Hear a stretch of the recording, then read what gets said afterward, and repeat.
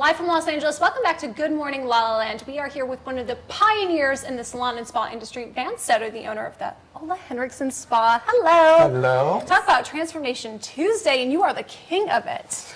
I definitely think I have a interesting, hopefully inspirational story. I started off on that, actually, I owned a tanning salon. That's where I started off in beauty.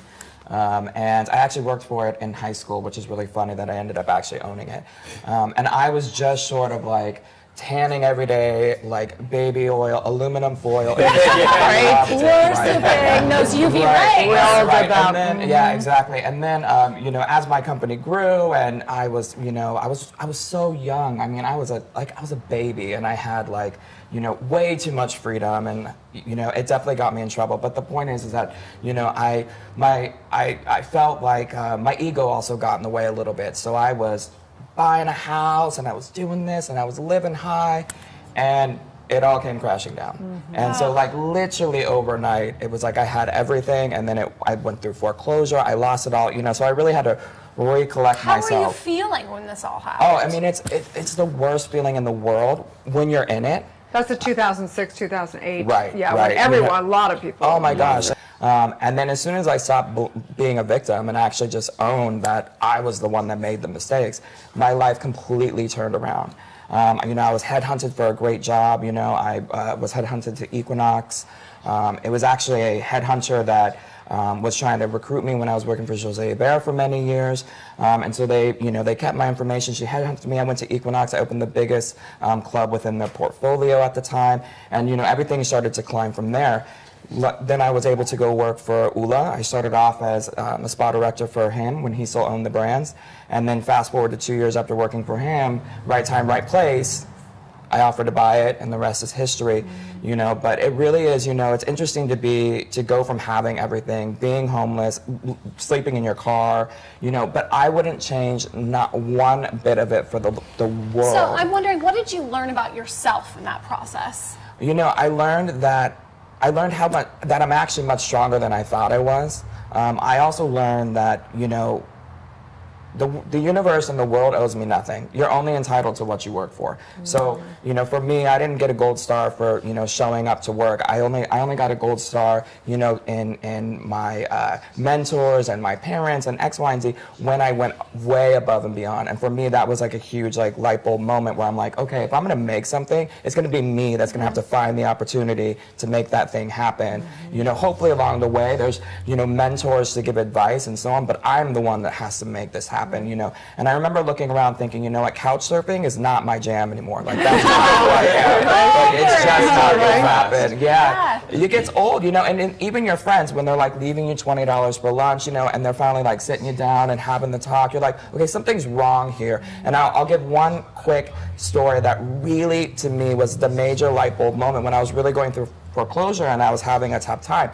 I ran with a crowd that I always said, you birds of a feather flock together. So you run with the people that you want to be like, and you want to be inspired by these people. And one, to remain nameless, sat me down and said, I know you're going through it, and I just have one point to make. And I was like, well, what is that? And he said, how does it feel to know that I'm paying your mortgage and I don't even have a house? And for me, that was like, whoa, wait a minute. My ego, this, it's all out of control. I got to get that in check. I can't live like this. I have big dreams and ambition, and I'm going to make something, and it is going to happen.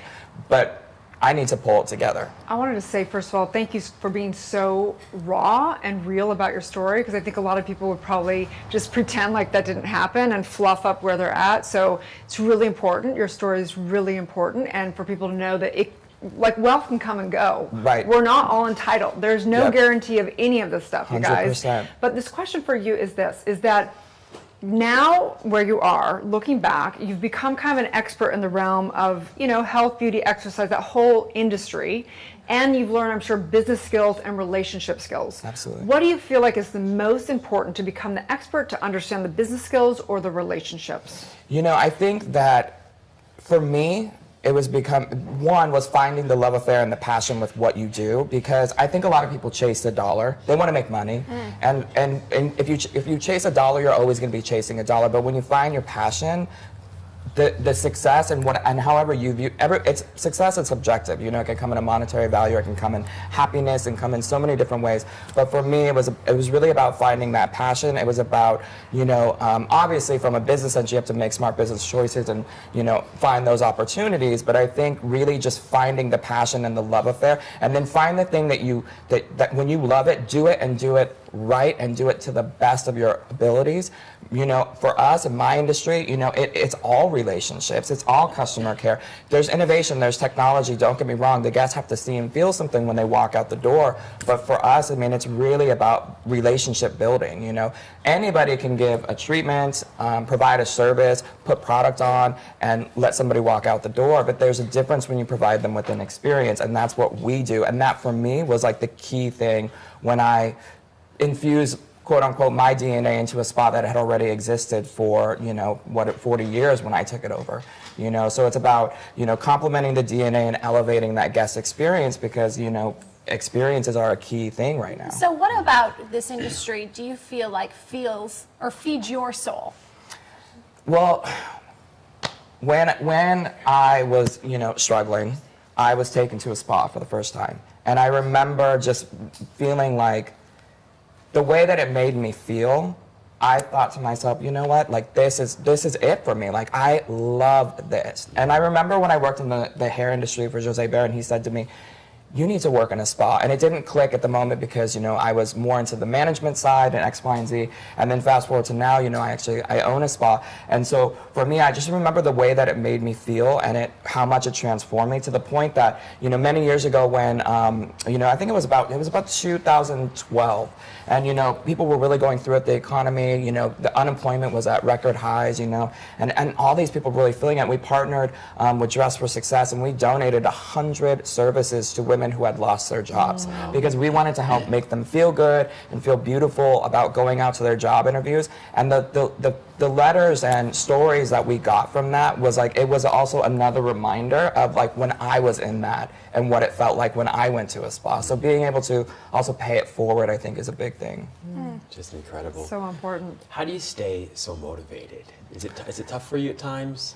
I mean, I think any business has its operational challenges where you're kind of like, whoo, you know, and, you know, having staffing can be a struggle sometimes, you know, because you're constantly, you know, you're the leader, you know, you have to, but it really is a mindset. So I actually do, you know, my little chants and rituals before I walk out in the morning. I have my vision board, you know, I think that our thoughts become physical, they manifest into a physical thing. So if you know, if you're going to start your day with negativity, then that's what you're going to put out, that's what you're going to get. You know, if I'm having a rough day where I'm starting to feel myself go into that moment, that's where I go back to my inhalation breathing, because I literally will take lavender and just go back, take 2 minutes, you know, breathe it in, and I'm like, okay, I'm back. All right, let's rock it out, you know.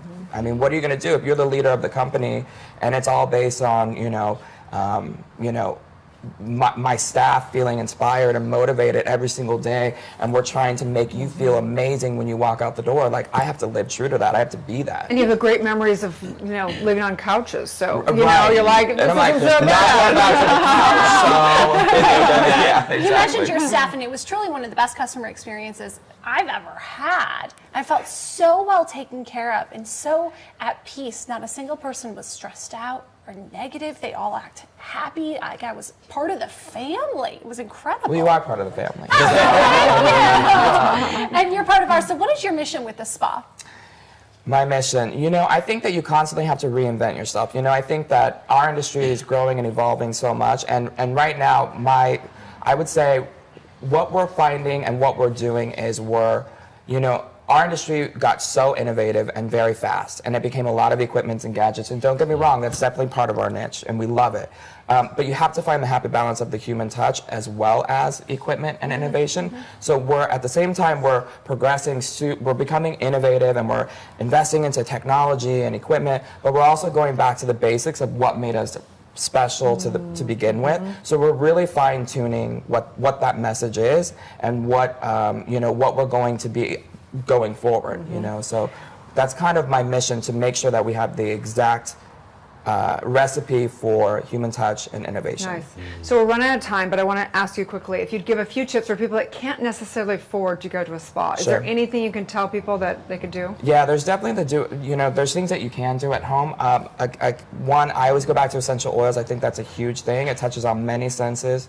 It gives you memories. But what somebody can do is they can go home, fill the sink with hot water, put 3 or 4 drops of lavender oil, put your towels in there, do hot towel compresses, instant spa treatment, get your glass of wine, light a candle. There you go. That sounds instant amazing. spa treatment. Very nice. fantastic. So where can everyone find you?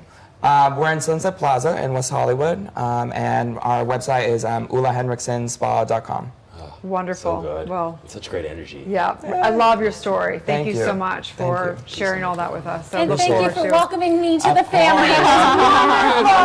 Such an honor. So you guys, when we come back, we're going to hear one inspiring journey of a woman who is helping others get fit. Stay tuned. We'll be right back.